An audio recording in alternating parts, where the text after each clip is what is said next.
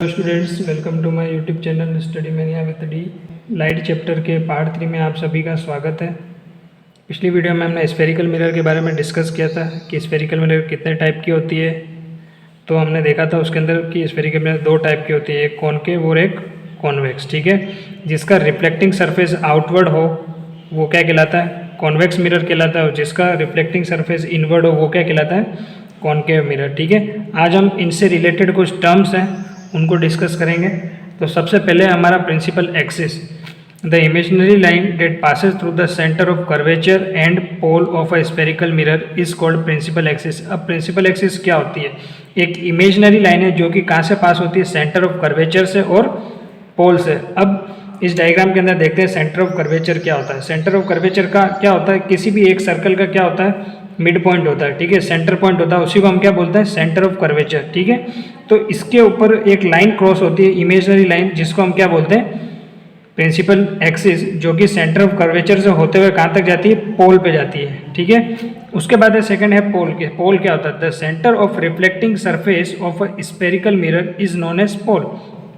ठीक है, ये एक रिफ्लेक्टिंग सरफेस है, इसका जो सेंटर पॉइंट है उसको हम क्या बोलते हैं? पोल। ठीक है, ये भी एक रिफ्लेक्टिंग सरफेस हो गया, इसके भी सेंटर पॉइंट को क्या बोलेंगे हम?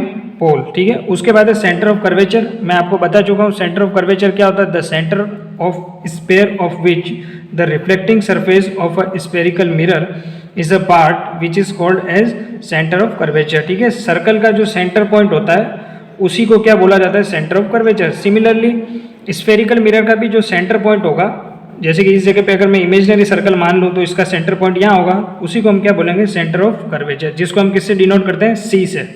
ठीक है, उसके बाद है radius of curvature, the radius of sphere of which the reflecting surface of a spherical mirror is a part is called the radius of curvature. अब रेडियस ऑफ कर्वेचर क्या होता है? सबको पता है सर्कल क्या होता है। ठीक है, तो सर्कल का सेंटर ये हो गया, तो रेडियस ऑफ कर्वेचर भी क्या हो जाएगी? सर्कल की जो रेडियस है उसी को हमने क्या बोला है स्फेरिकल मिरर के अंदर? Radius of curvature. ठीक है, और रेडियस ऑफ कर्वेचर को हम किससे डिनोट करते हैं? कैपिटल आर से। अब है हमारे पास प्रिंसिपल फोकस, कि प्रिंसिपल फोकस हम किसको बोलते हैं? Mid point of centre of curvature and pole is known as principal focus. ठीक है, जैसे कि ये मैंने एक क्या बना दिया? मिरर बना लिया। ठीक है, इसका रिफ्लेक्टिंग सरफेस का है अंदर की तरफ है, तो ये कौन सा मिरर हो जाएगा? Concave mirror. ठीक है, अब इसका जो पोल है और सेंटर ऑफ कर्वेचर का जो मिड पॉइंट है उसी को हम क्या बोलते हैं? प्रिंसिपल फोकस, जिसको हम किससे डिनोट करते हैं? एफ से। ठीक है, अब ये यहाँ से यहाँ तक क्या है? रेडियस है। ठीक है, रेडियस यहाँ से यहाँ तक है, तो ये क्या हो गई? फोकस की क्या हो गई? डबल हो गई। ठीक है, तो इसीलिए हमने एक फॉर्मूला लिख दिया R इक्वल्स टू 2F। ये इंपॉर्टेंट फॉर्मूला है क्योंकि जब हम न्यूमेरिकल करेंगे तो उस टाइम पे हमें इसका यूज़ करना पड़ेगा। ठीक है, तो इस फॉर्मूले को ध्यान रखें। अब है focal length, the distance from pole to focus is called focal length, it is denoted by F। ठीक है, अब फोकल लेंथ क्या होती है? फोकल लेंथ को स्मॉल एफ से डिनोट किया जाता है। फोकल लेंथ क्या होती है? Distance from pole to focus. ठीक है, पोल से फोकस तक, पोल से फोकस के बीच की जो डिस्टेंस है उसको हम क्या बोलते हैं? Focal length. ठीक है, aperture, the diameter of reflecting surface of a spherical mirror is called aperture. ठीक है, अब जैसे कि मान के चलो कि यहाँ पे मैंने एक मिरर बनाया है। ठीक है, कॉनकेव मिरर है। कैसे पता पड़ा हमें? क्योंकि इसका जो रिफ्लेक्टिंग सरफेस है वो क्या है? अंदर की तरफ, और ये कौन सा है? कॉन्वेक्स है। क्यों? क्योंकि इसका रिफ्लेक्टिंग सरफेस क्या है? बाहर की तरफ है। ठीक है, अब जो मिरर है इसके बीच का जो डायमीटर है, ये इस पॉइंट से लेकर इस पॉइंट तक की जो डिस्टेंस है उसी को हम क्या बोलते हैं? एपर्चर बोलते हैं। ठीक है, अब आप कॉनकेव मिरर और कॉन्वेक्स मिरर का एक बहुत अच्छा एग्जांपल देख सकते हो। स्पून को देख सकते हो। स्पून क्या होता है? ठीक है, इस तरीके से होता है, गोल सा होता है, ये इस टाइप की शेप होती है। तो उसका जो इनवर्ट जो पार्ट है, मतलब जब जिस तरीके से जिससे अपन खाते हैं उसके इनवर्ट जो पार्ट है उसको हम क्या बोलेंगे? Concave mirror. और जस्ट अपन उसको स्पून को उल्टा कर दें तो वो वाला जो पार्ट है जिसमें अपन को इमेज दिखती है वो कॉन्वेक्स मिरर के रूप में उसको अपन समझ सकते हैं। ठीक है, यस, अब तक हमने terms related to spherical mirror देख ली, प्रिंसिपल एक्सिस पता पड़ गया हमारे को, पोल पढ़ लिया हमने, सेंटर ऑफ कर्वेचर पढ़ लिया, रेडियस ऑफ कर्वेचर पढ़ लिया, प्रिंसिपल फोकस पढ़ लिया, फोकल लेंथ क्या होती है ये पढ़ लिया, और एपर्चर क्या होता है ये सारा हमने डिस्कस कर लिया है। ठीक है, अब बहुत चैप्टर का इंपॉर्टेंट पार्ट आया है, rules of image formation by spherical mirror. Spherical mirror से किस टाइप से इमेजेस फॉर्म होती है, उनके क्या क्या रूल हैं, वो सारी चीज़ें हमारे को अब डिस्कस करनी है। बहुत इंपॉर्टेंट पार्ट है, इसलिए इसको बहुत ध्यान से सुनना और फोकस करना मैं क्या बोल रहा हूँ। सबसे पहला रूल क्या है, rays parallel to principal axis. अब कॉनकेव मिरर मैं आपको पहले भी बता चुका हूँ, कॉनकेव मिरर क्या होता है, जिसका रिफ्लेक्टिंग सरफेस कहाँ हो, अंदर की तरफ हो, और जिसका रिफ्लेक्टिंग सरफेस बाहर की तरफ हो, मतलब ये समझ लो ये स्पून के बाहर की साइड है और ये स्पून के अंदर की तरफ है, तो जिसका रिफ्लेक्टिंग साइड सरफेस अंदर की तरफ है वो क्या है, कॉनकेव मिरर है, और जिसका रिफ्लेक्टिंग सरफेस बाहर की तरफ है वो क्या है, कॉन्वेक्स मिरर है।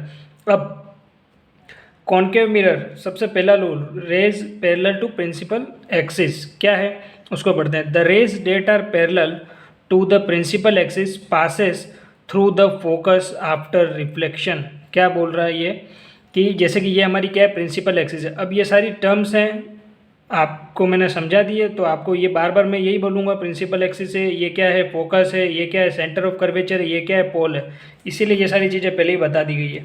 अब प्रिंसिपल एक्सिस से पैरेलल एक लाइट रे है, जब भी कॉनकेव मिरर से स्ट्राइक करेगी तो वो किससे पास होगी, फोकस से, ठीक है। Concave mirror, the rays that are parallel to the principal axis passes through the focus after reflection. जैसे ही प्रिंसिपल एक्सिस से कोई भी रे पैरेलल आएगी तो वो कहाँ से निकलेगी, फोकस से निकलेगी, फिक्स्ड है, ये रूल है, ठीक है। उसके बाद जब हम कॉन्वेक्स मिरर का पढ़ते हैं, कॉन्वेक्स मिरर को देखते हैं, the rays appear to diverge from the focus, ठीक है। अब क्या होगा, ये हमारा क्या हो गया, प्रिंसिपल एक्सिस हो गई। अब हमने यहाँ पे भी क्या किया, कॉन्वेक्स मिरर में एक पैरेलल, प्रिंसिपल एक्सिस के पैरेलल एक लाइट रेज दी, लेकिन इसके अंदर हमने पढ़ा था कि ये क्या करता है, कहाँ बनती है इसके अंदर इमेज, बिहाइंड द मिरर बनती है, ठीक है, जिसको हम ऑब्टेन नहीं कर सकते। तो यहाँ से ये जब इधर जाएगी तो ये क्या करेगी, डाइवर्ज हो जाएगी, मतलब इस जगह से स्ट्राइक करने के बाद, टकराने के बाद ये कहाँ निकल जाएगी, वापस है अपना एंगल को चेंज करके दूसरी तरफ चली जाएगी। अब हमने यहाँ पे क्या इमेजनरी लाइन मानी है कि ये कहाँ पे गई है, फोकस पे, ठीक है। तो ये इसका एक रूल है, ठीक है। अब बात करते हैं सेकंड रूल क्या कहता है, rays passing through the principal focus. Principal focus मैंने आपको बताया था, सेंटर ऑफ कर्वेचर और पोल के जो बीच की डिस्टेंस, मतलब बीच का जो मिड पॉइंट होता है उसको हम क्या बोलते हैं, प्रिंसिपल फोकस, ठीक है। अब कॉनकेव मिरर और कॉन्वेक्स मिरर के लिए क्या है रूल, वो देखते हैं। Concave mirror, convex mirror emerge parallel to the principal axis after reflection. जब भी कोई भी लाइट रे फोकस से आएगी, ये एरो देखो, फोकस से आएगी तो ये क्या निकलेगी, पैरेलल निकलेगी, ठीक है।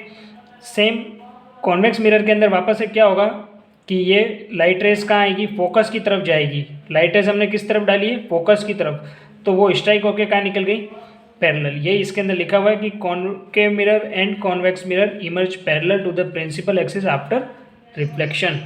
जितने भी एरो हैं ये बहुत इंपॉर्टेंट है, आपको लगाने हैं, ज़रूरी है।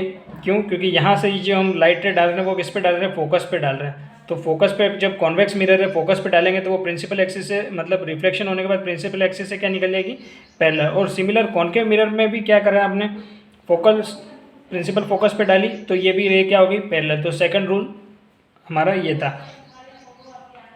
उसके बाद है थर्ड रूल, रे through centre of curvature. For both concave mirror and convex mirror the normal rays that passes through the center of curvature get reflected back along the same path। अब इसको डायग्राम से समझते हैं कि हमने क्या पढ़ा।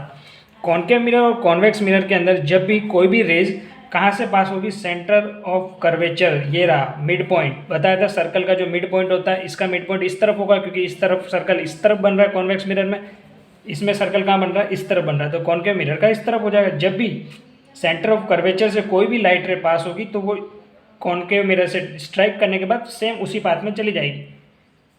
ये एरो लगाना जरूरी है, बताया मैंने, इधर से आई लाइट रे और इधर से जाके वापस से स्ट्राइक करके गई, तो ये एरो हमने दोबारा बना दिया, ठीक है। सिमिलरली इसके अंदर भी वही है, जब भी हमने कोई भी लाइट रे डाली तो सेंटर ऑफ कर्वेचर पे स्ट्राइक करने के लिए डाली, ठीक है। अब इससे टकराई और वापस से क्या हो गई, सेम पाथ में क्या हो गई, रिफ्लेक्ट हो गई, ठीक है। अब इसके अंदर बिहाइंड द मिरर बनती है, तो इसलिए हम जब भी कोई भी चीज़ बिहाइंड द मिरर बनेगी तो हम क्या करेंगे, इमेजिनरी लाइन ड्रॉ करेंगे। यहाँ पे भी हमने क्या किया, इमेजिनरी लाइन को ड्रॉ किया है। अब फोर्थ रूल है, रेस डेटर ऑब्लिक। ऑब्लिक यानी क्या होता है आपको पता ही, ऑब्लिक हम कैसे बनाते हैं, ऐसे बनाते हैं, मतलब कोई तिरछी लाइन, ठीक है। For both concave mirror and convex mirror the oblique rays get reflected obliquely. अभी ये क्या कह रहा है कि जब भी कोई भी ऑब्लिक रेज पोल पे स्ट्राइक करती है तो वो वापस से क्या हो जाती है, कैसे रिफ्लेक्ट कर जाती है, ऑब्लिकली। मतलब जिस प्रकार से हमने तिरछी कोई रे इसके ऊपर डाली तो वो भी क्या निकल जाएगी, तिरछी। ये एरो लगा दिया हमने, इधर से कोई लाइट रे आई, पोल पे स्ट्राइक करी, ये भी क्या निकल गई, तिरछी, मतलब ऑब्लिकली। सिमिलरली कॉन्वेक्स मिरर के अंदर भी वही है, कोई भी तिरछी लाइन मैंने इसके ऊपर स्ट्राइक करवाई, वो भी वापस से कैसे निकल गई, तिरछी निकल गई। इस वीडियो को 2 बार 3 बार देखें, नोट्स बनाएं, अच्छे से समझें, फोकस करें स्टडी पे, क्योंकि हमने इस वीडियो में बहुत इंपॉर्टेंट पार्ट को कवर किया है। लाइक करें, शेयर करें, सब्सक्राइब करें, ताकि आने वाली वीडियो का नोटिफिकेशन आप तक जल्द से जल्द पहुंच सके। जय हिंद, जय भारत।